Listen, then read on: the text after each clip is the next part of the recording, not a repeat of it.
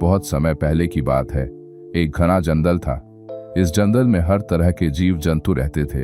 इस जंगल के बीचों बीच एक विशाल पेड़ था। कहते हैं इस पेड़ में जादुई शक्तियां थीं। कोई भी जो इस पेड़ के पास जाता उसकी हर मनोकामना पूरी हो जाती। एक दिन एक सर्दस गरीब लकड़हारा जिसका नाम रामू था उस जंगल में लकड़ी काटने गया। रामू बहुत ही ईमानदार और मेहनती था। उसके पास बहुत कम साधन थे, लेकिन उसका दिल बड़ा था। जंगल में घुसते ही उसने उस विशाल पेड़ को देखा। पेड़ इतना बड़ा और शानदार था कि रामू ने सोचा, क्या ये वही जादुई पेड़ है जिसके बारे में मैंने सुना था? रामू ने पेड़ के पास जाकर प्रार्थना की। उसने कहा, हे जादुई पेड़, अगर आप सचमुच में जादुई हैं तो मेरी एक छोटी सी इच्छा पूरी कर दो। रामू की आवाज में सच्चाई और विनम्रता थी। पेड़ ने उत्तर दिया, रामू, तुम्हारी ईमानदारी और मेहनत मुझे पसंद आई। बताओ तुम्हारी क्या इच्छा है? मेरे पास बहुत कम साधन है। मैं चाहता हूँ कि मेरे परिवार को कभी भूखा न रहना पड़े। तुम्हारी इच्छा पूरी होगी, लेकिन याद रखना तुम जो भी पाओगे उसे दूसरों के साथ बांटना होगा। रामू ने वादा किया। जब वह घर लौटा उसने देखा कि उसकी झोपड़ी सोने की हो गई है। सारे खाने पीने के सामान घर में भर गए थे। रामू ने तुरंत ही अपने गांव वालों को बुलाया और उनके साथ भोजन बांटा। उसके इस उदारता ने सभी को प्रभावित किया। लेकिन कहानी यहीं खत्म नहीं होती। जंगल में एक और व्यक्ति था जिसका नाम रघु था। रघु बहुत ही लालची और स्वार्थी था। उसने रामू की कहानी सुनी और सोचा, अगर मैं भी उस पेड़ के पास जाऊं तो मेरी भी हर इच्छा पूरी हो जाएगी। रघु ने जादुई पेड़ के पास जाकर कहा, हे जादुई पेड़, मुझे बहुत सारा धन चाहिए। तुम्हारी इच्छा पूरी होगी, लेकिन याद रखना तुम जो भी पाओगे उसे दूसरों के साथ बांटना होगा। रघु ने झूठे दिल से वादा किया। जब वह घर लौटा उसने देखा कि उसका घर भी सोने का हो गया है, लेकिन उसने किसी के साथ कुछ भी नहीं बांटा। धीरे धीरे रघु का स्वार्थ उसे खाने लगा।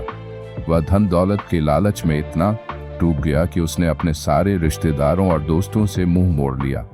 फिर एक दिन अचानक सब कुछ बदल गया। उसका सोने का घर ध्वस्त हो गया और सारा धन गायब हो गया। रघु एक बार फिर से गरीब हो गया।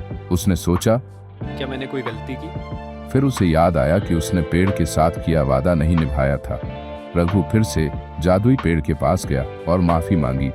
पेड़ ने कहा, तुम्हारे स्वार्थ ने तुम्हें यह सिखाया कि सच्ची खुशी बांटने में है, न कि सिर्फ पाने में।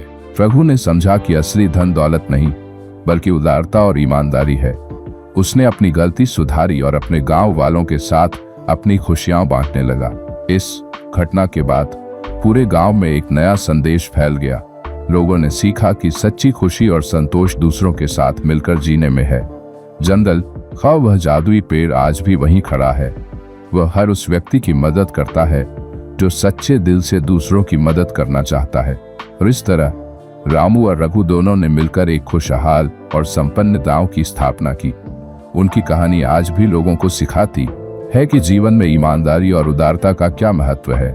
इस कहानी का अंत हमें यह सिखाता है कि असली खुशी और संतोष दूसरों के साथ मिलकर जीने और बांटने में है, और यह भी कि स्वार्थ और लालच हमें कभी सच्ची खुशी नहीं दे सकते। और इस तरह रामू और रघु दोनों ने मिलकर एक खुशहाल और संपन्न गांव की स्थापना की।